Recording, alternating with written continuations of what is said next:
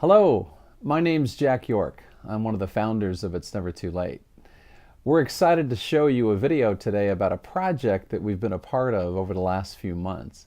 It's been an exciting project for us where our technology was a key link between connecting high school students to memory care residents in Michigan. The goal of the project was to have the students interact with the residents in really a whole different way. They were filming their life story. They were going out to film landmarks in the community that were important and memorable to them, and then tie it all together on very easy to use basic tablet technology that we've put together.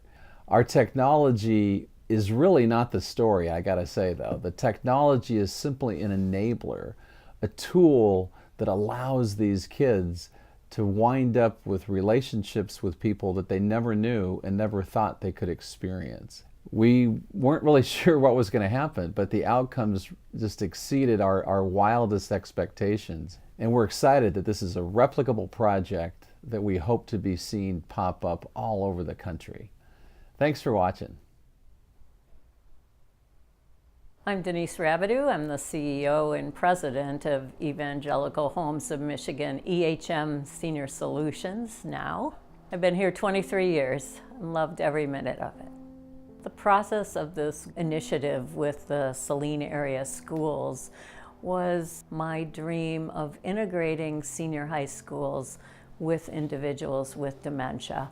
I wanted to show students that there was this ability for people with memory loss to still connect and to participate in something unique and different and innovative in a very personalized way. And so this idea of the experience of living in the moment, that they could have this encounter, that Arlene could have this encounter with Sabrina and be totally in the moment with Sabrina and Ryan as they were talking to her about, did she remember going to school, or what was a favorite song of hers, or what other memories as a Girl Scout did she have. Being in the moment, we talk about that, we learn about that as senior services professionals, but to see it in reality was an aha moment for me.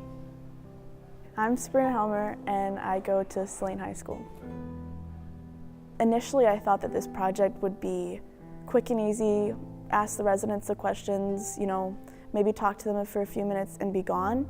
I didn't realize the reality of dementia, so working with the residents every day was really different, and it was a little difficult because sometimes they wouldn't remember what they said or they wouldn't remember like a direction I had for them. But other than that, they were completely regular and had their own personality, and it was really cool to get to know them individually.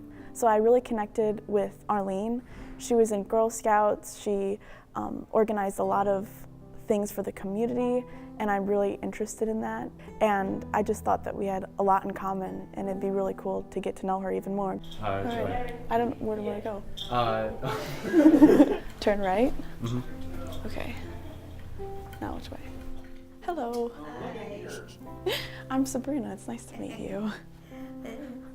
I've read a lot about you. I'm very impressed, actually.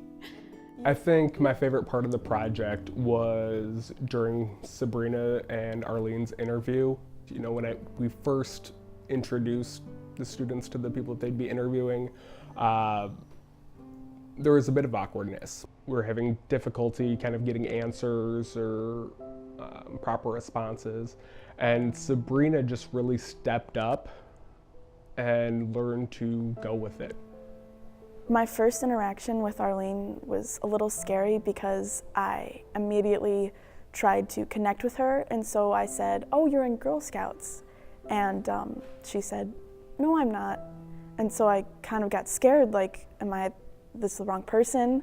And Ryan kind of reassured me, like, she has dementia, just remember that she'll forget certain things about her life. And so I started with the basics of like, oh, do you have any children? Or like, how's your day going and stuff like that, to kind of ease into the deeper things that she wouldn't really remember. So my first encounter was nice. She was really sweet. She always hums and sing songs, so I thought that was like a cool personality aspect of her, so it was really interesting. Going to Arlene's house and filming was really cool because I've actually passed by her house multiple times throughout my whole lifespan, and so going back to that and knowing her background and her story and how it's built and how it became what it is was so like motivating and capturing to me.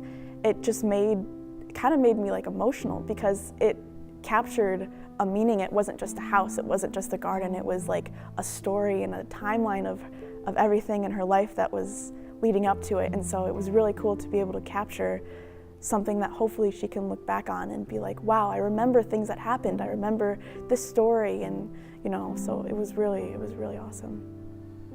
Okay, so remember the interviews we shot? Yeah. In the videos? We created a tablet, it's right over here, to show you of all the things that we did. Okay. So you can see our product. If you go right there, you can see the interview we shot. Also. Yeah. There's you, the star of the show. Yeah. That's me. Yeah. My name is Arlene, and I don't know exactly what my friends call me. Probably Arlene. I don't know what's going on. You have a sense of humor.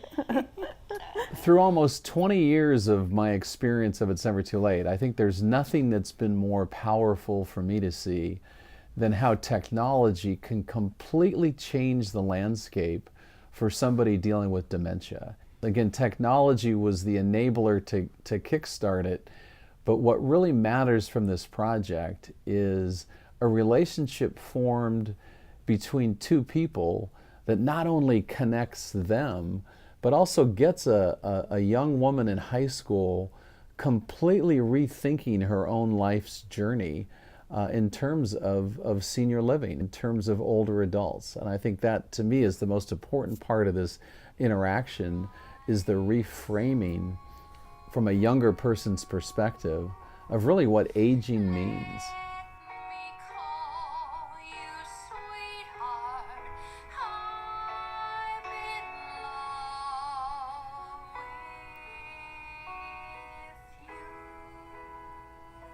It was fascinating to look at the relationship that formed between Sabrina and Arlene. Arlene was thrilled at this new device she hadn't seen before, and I think Sabrina was incredibly proud of the content that she had put together that really captured this person's life. What wound up from the project was really two people that just wound up connecting regardless of their age differences, regardless of being at different places cognitively. And I think that message should resonate to anyone looking at this piece, that it doesn't matter where you are physically or cognitively, doesn't matter how old you are, there's connections to be had, relationships to be formed. It's amazing when you think about how large this could really be. Yeah, thanks for letting me come and interview. Oh, it's okay. And thank you for showing me your house. Oh, yeah. That was really cool. I like that house. This experience has definitely made me think more about what I'm doing now. It's kind of a weird thing, but I see the family that Arlene has built, and even through her dementia, she can still feel the presence of that strong family and those strong roots. And so being able to see her connect things in her brain, even through the dementia, even through the disease, she's able to remember memories that are prevalent even now. And so it's made me realize that creating memories is really important in someone's life. I just remember interviewing her, and we played a song, and she immediately started singing, and she would tell us stories about like how that song made her feel when she was younger, and the different things she would do with her husband and stuff like that. And it was an eye-opener for me, realizing that through the disease and through the dementia and everything that was blocking her memory, she still had a strong connection with her past.